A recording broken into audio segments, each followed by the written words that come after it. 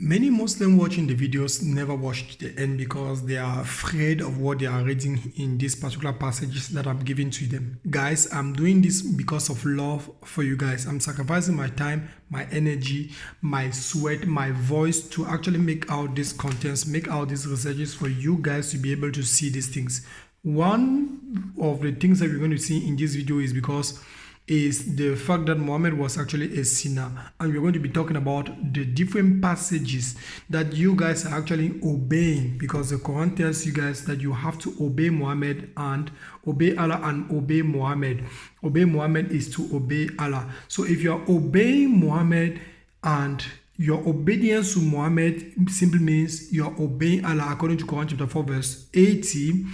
And what if he was committing a sin at that moment and you are obeying Muhammad is to obey Allah? So it means Muhammad may have has committed multiple sins according to Quran chapter 4 verse 48 verse 1 to 2 and Quran chapter 40 verse 55. Let's see the context of these verses. Number one, it says, Quran chapter 48 verse 1 to 2 says, Verily, this particular verse here says, Verily, we have granted thee a manifest victory to Allah that may forgive thee thy faults of the past and those to follow, fulfill his favor to thee and guide thee to the straight way. Quran chapter 40 verse 55 now says, Patiently then persevere, for the promise of Allah is true, and ask forgiveness for thy faults, and celebrate paradise of the Lord in the evening and in the morning. So we have these two verses telling us that Muhammad was actually asking for forgiveness for thy fault, for thy fault. Any fault is actually a sin. Ask for forgiveness for your sins. And then the other verse is saying that he has to, that may Allah may forgive. May Allah may forgive. Allah may forgive. It does not even say that Allah will forgive. That it says Allah may forgive him for thy past and those to follow. So the past sins of Muhammad and the future sins of Muhammad. So if Muslims, they are saying Muhammad was actually the best man, the pattern of conduct, as we have seen in other passages, for example, in Quran chapter 33 verse 21, says that Muhammad is actually the pattern of conduct, and for those who obey Allah, and the best guidance is for Muhammad. And this is the problem.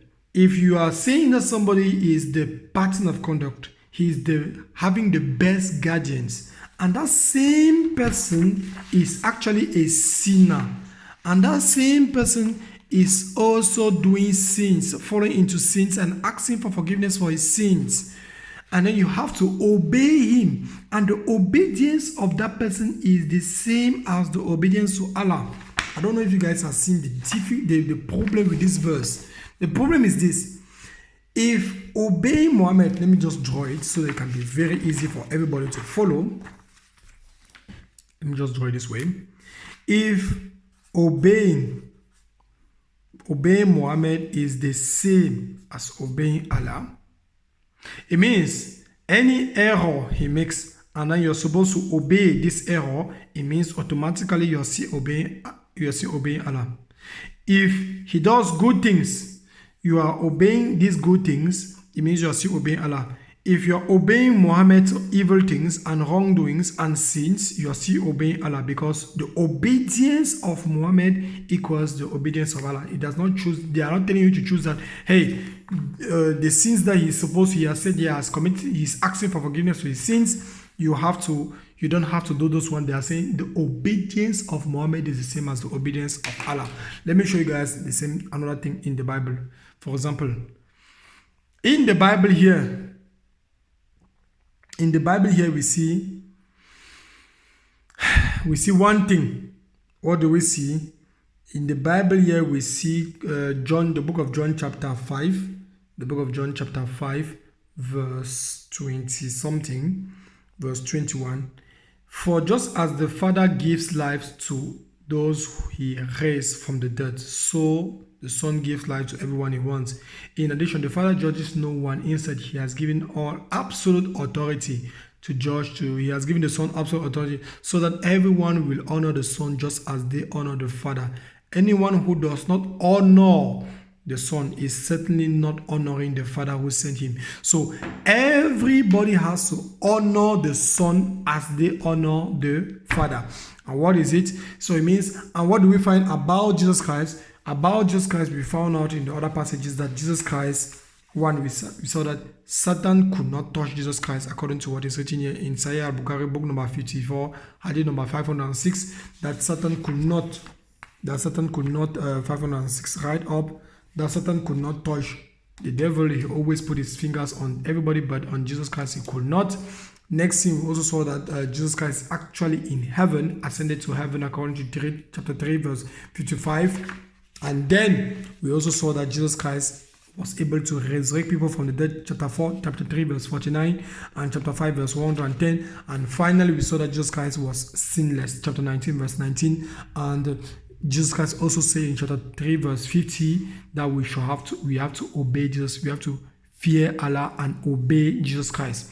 But he is sinless. So what does it come to? It boils down to what point? It boils down to the point that if obedience of Muhammad simply means obedience of Allah, as it is written there in that chapter, obedience of Muhammad simply means obedience of Allah, and then we are obeying to the sins of Muhammad, we are still obeying Allah. Meanwhile, for example, for Jesus Christ, according to what is written in the Bible that I just showed you in the Bible, the obedience of Jesus Christ equals to obedience of the Father. Obedience of Jesus Christ equals obedience of Father. Why? Because Jesus Christ is sinless, so as the Father is sinless. Meanwhile, Muhammad is sinful, and the sins of Muhammad you are still obedience. You are obeying also to the sins. So, guys, you know who to choose. The answer is very obvious. If you want to continuously obey the sins of Muhammad, go on. It's your choice. And you are obeying to somebody who was owing black slaves, killing people, and doing all sorts of kind of things. Muhammad was also a sinner. This is the other verses according to the hadith. I never even wanted to touch the hadith. Book number 1, volume 1, book number 12 of Sahih al-Bukhari. And then you can read it. You can just put a pause and read it for yourself. And then we also have other passages here also which are also saying that Muhammad was also a sinner. Here, right here up. At the upper, he asks 77 times a day. Muhammad is asking 77 times a day for the forgiveness of his sins. Just imagine somebody, every 20 minutes, the person is asking for forgiveness of his sins. Every 20 minutes. It means that which volume of sin is the guy doing to be asking for forgiveness of his sins every 20 minutes? So, yeah, give your life to Christ. Give your life to Christ. I beg you. Give your life to Christ. Give your life to Christ. Look at the advices of your prophet.